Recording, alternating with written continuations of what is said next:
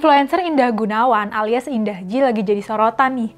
Lewat akun Instagramnya @indahji, dia bilang nggak akan pernah merayakan Hari Kemerdekaan Indonesia ke-80. Lah, emang apa? Jadi, Indah ditanya seorang followers, "Kak Indah, 17-an kegiatannya ngapain aja?" Begini jawabannya, "Disclaimer ya, terserah elu mau ngerayain apa enggak, wallahi bitch. Tapi gue nggak akan pernah ngerayain Hari Kemerdekaan Indonesia," katanya. "Lu nggak akan lihat gue kibarin bendera, nyanyi Indonesia Raya, atau ikutan lomba atau bacain Pancasila," lanjutnya. "Karena menurut gue, negara ini sama sekali udah nggak mengamalkan nilai-nilai Pancasila," tambahnya. Menurut Indah, sila pertama ketuhanan yang Maha Esa aja nggak bisa diimplementasikan dengan baik. Uangnya Tuhan aja dikorupsi, ya udah gue nggak mau rayain 17-an sampai kapanpun, ujarnya. Omongannya ini nyindir korupsi kuota haji di Kementerian Agama yang nilainya miliaran. "Gue bakal rayain ketika kita bebas dari korupsi, politisi predator, dan elit penguasa serakah yang bikin rakyat dan tanah kita berdarah sampai kering," tegasnya.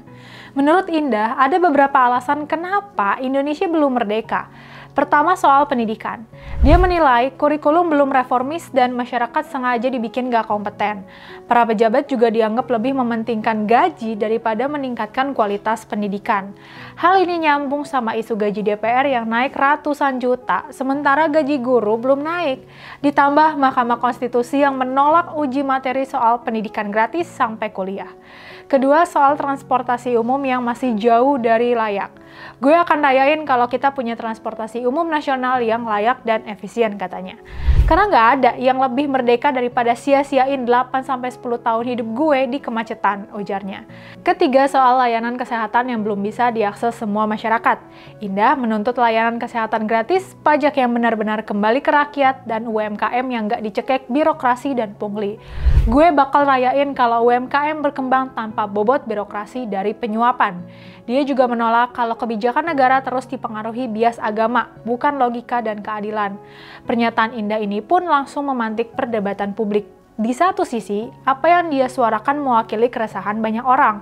Korupsi yang nggak selesai, elit politik yang memperkaya diri, birokrasi yang memberatkan UMKM, pendidikan yang belum memerdekakan, dan transportasi yang menyiksa rakyat. Faktanya, memang nyata.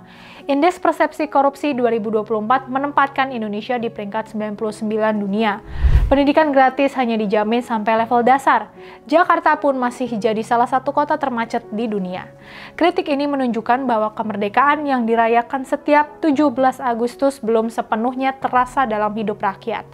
Itu artinya suara Indah sah dan punya legitimasi moral. Tapi di sisi lain ada hal fundamental yang gak bisa ditawar. Menghormati bendera merah putih dan menyanyikan Indonesia Raya tetap pantas dilakukan. Dua simbol kebangsaan kita itu bukan cerminan kelakuan politisi hari ini, tapi sejarah panjang perjuangan rakyat. Merah putih dikibarkan dari darah dan nyawa para pejuang. Lagu Indonesia Raya digubah bukan untuk elit, tapi untuk membangkitkan semangat melawan penjajah. Karena itu, apapun kekecewaan kita, simbol negara tetap harus dihormati. Kritik pada kondisi bangsa nggak bertentangan dengan penghormatan terhadap bendera dan lagu kebangsaan. Justru dua hal itu harus jalan bareng. Kita bisa hadir di upacara, nyanyi Indonesia Raya, sambil menjadikan 17 Agustus sebagai refleksi kritis. Apakah kemerdekaan yang diwariskan pejuang sudah benar-benar terasa di sekolah, rumah sakit, jalan raya, dan meja makan rakyat? Dengan begitu, 17 Agustus nggak jadi seremoni kosong, tapi momentum untuk menagih janji kemerdekaan yang utuh. Sikap kritis kita sebisa mungkin nggak kehilangan akar kebangsaannya. Maka, jalan terbaik bukan menolak merayakan 17 Agustus, tapi merayakannya sambil terus bersuara lantang bahwa perjuangan belum selesai. Yuk terus bersikap kritis demi menggapai cita-cita kemerdekaan.